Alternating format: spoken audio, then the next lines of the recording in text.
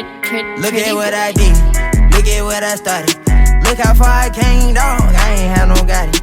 I just did my thing, dog, I just went my hardest. And I'ma go hard regardless, yeah, I'ma go hard regardless, yeah. Running my check, I ran on my bag, I did what I did, yeah. Running my check, I ran on my bag, I did what I did, yeah.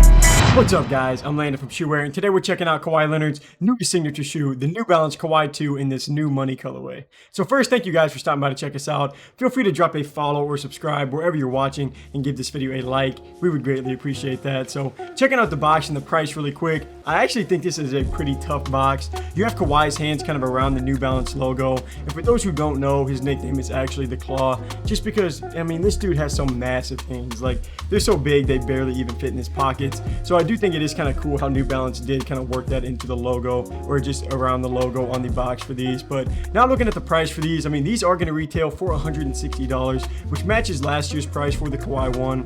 And I am definitely glad they did not do a price jump here, because that's probably the most expensive start to a signature shoe line that I can think of right now. But, you know, working with New Balance, they are usually going to put out, you know, some pretty quality stuff, which is what's going to land these on the middle to leaning more towards the more expensive side on the scale for shoes.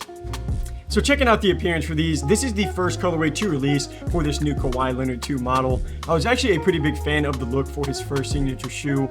I actually have him right here on the wall behind me. And then of course he did start off playing in the Omnis New Balance 1, or not New Balance 1, but the New Balance Omnis model, which was a nice, another nice New Balance shoe. But the colorway on this shoe is just sick. Like, the gold accents around the heel or on the back side of the shoe with that New Balance text is really clean. And then across the upper, you're going to see some nods to the Declaration of Independence, more so around like the ankle, wrapping around the back of the shoe. And then this specific colorway is going to get the number 100 on the tongue for both sides of the shoe. So as far as the colorway, I mean, this is just a really nice look in my opinion. But the structure is going to be pretty similar to the Kawhi 1, just like as far as the shoe height. They did switch up the midsole a little bit, and they added some like wavy designs to this shoe, and it gives a little bit more of a flashy look, even if it is maybe by just a little bit. It definitely seemed like they did want to keep it pretty simple on the Kawhi 1, since Kawhi isn't, you know, the most flashy or like outgoing person, not like in a bad way or anything. He just kind of likes to keep it, you know, keep to himself and doesn't really seek attention. And I think the shoe model did kind of like that a little bit, but I mean, a really nice overall design to this New Balance Kawhi 2 model. I'm definitely a fan.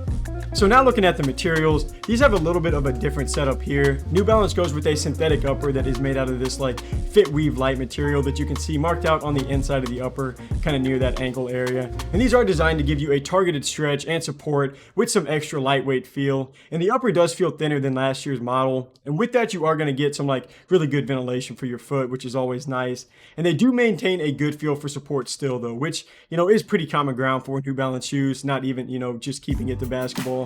But the Kawhi 2 does have a lace-up closure setup where the lacing system just sits a little bit inside the shoe just to help give you a more secure feel.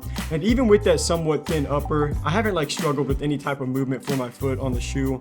You can even see that on the midsole, it does run up just a little bit higher, kind of near the front of the shoe. And that is going to help, you know, keep your foot, I mean, from sliding out. And Kawhi has, you know, had enough bad luck with injury over his like, you know, career. So New Balance is definitely going to make sure that they take care of him for that aspect, you know, especially since he is one of their few signed signature athletes and the only one with a signature line. But Zach LaVine did just sign with New Balance, so I don't know, maybe a LaVine 1 is going to be coming soon, because the dude's an absolute stud. But to jump back to what I was just talking about a second ago really quick, this Fit Weave Live upper, this Fit Weave Light upper is going to be like a pretty light feel for the shoe to play in. The Kawhi 2 is only going to weigh 420 grams for a size 10.5, which is pretty low on the scale, and you definitely feel that moving around and playing in these, so that I did like that aspect.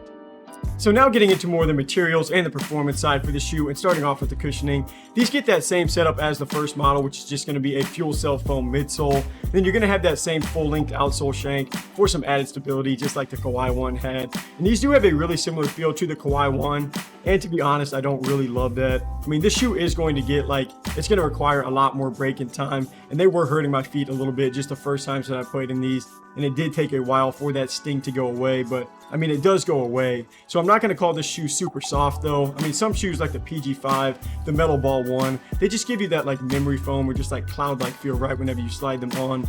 And this is not going to be one of those shoes. And you know, like I touched on in the appearance, he originally was playing in the New Balance Omnis like shoe, and you know, those shoes played pretty soft, and I'm not totally sure why that didn't translate to his first or second shoe in his line right now, or at least it just you know, it hasn't felt that way for me. But I mean, a sturdier feel, that is going to help with the responsiveness a little bit. So it's not a bad feel for the cushioning, but I would say it's not going to be one of the highlights on this shoe.